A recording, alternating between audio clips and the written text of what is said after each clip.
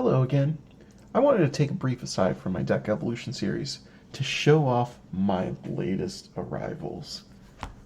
Yes, I did in fact manage to get my hands on leaked copies of the latest and greatest secret lair, The Walking Dead. Oh man, I can't wait to build around Rick.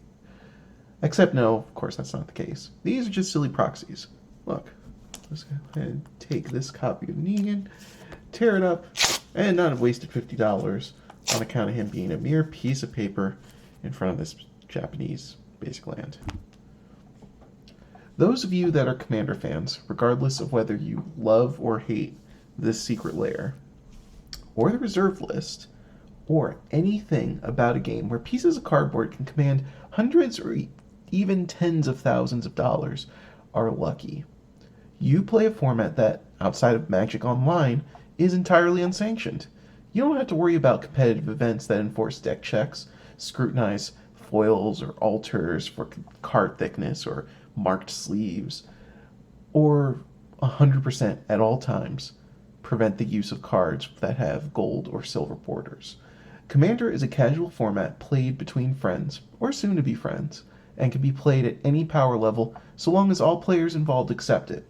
In certain areas, you still can't even go to a local game store or tournament to play in person, and yet the format is thriving while others see decreasing attention.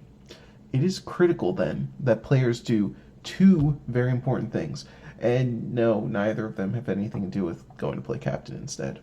Number one, normalize proxies. I don't care what established Magic players think. Ask anyone else outside of the Magic circle, and Magic is quite simply a very expensive hobby compared to the raw materials required for other pursuits and the sheer mass involved. It says something that this one card, pre-release Growing Rights of Itlimoc, costs as much as this toy, which is this neat action figure of Blue from Jurassic World.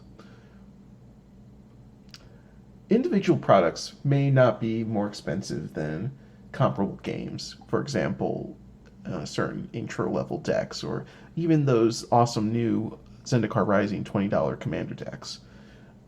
But a game that involves a lot of keeping up with power creep and format rotations, while also having to follow rules for sanctioned play, can definitely introduce some issues when it comes to cost. Commander, as played with paper cards, does not have such a requirement. The format is, unfortunately, also an amazing home for a lot of powerful cards, some very expensive due to lack of reprints, being on the reserve list, their power in other formats, or a combination of all the above.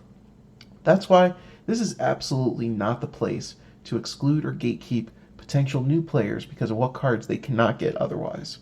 As a long-standing Magic and Commander player, I've seen players come to a table with decks that run the gamut from costing tens of thousands of dollars with very high powerful reserve list cards throughout them to 99 basic lands with similar paper cutouts in front of them, just like these Walking Dead cards.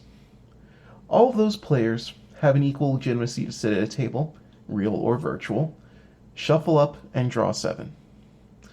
Now, maybe you're a person that has a problem with that aspect of the game. Or maybe you want to run an amazing Grimlock Dinobot leader deck instead of Gishath to mix things up.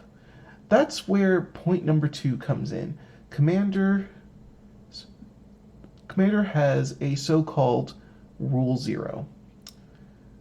This is part of the philosophy of the Commander format itself, and is best summed up in these 2 sentences. Commander is designed to be a malleable format. We encourage groups to use the rules and the ban list as a baseline to optimize their own experiences. Any play group that actually follows the spirit of Commander understands that a game is a collaborative effort in creating a unique gameplay experience to the benefit of all involved.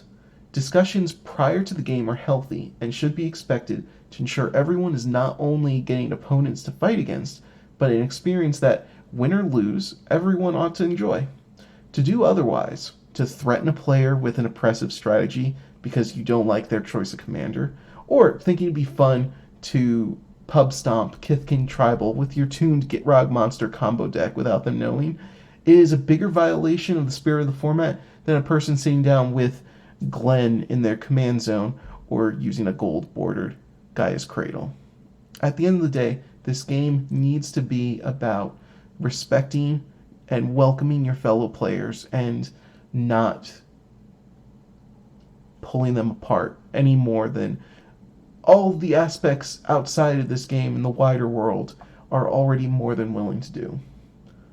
Just be kind to each other and respectful and have fun. It's just a game.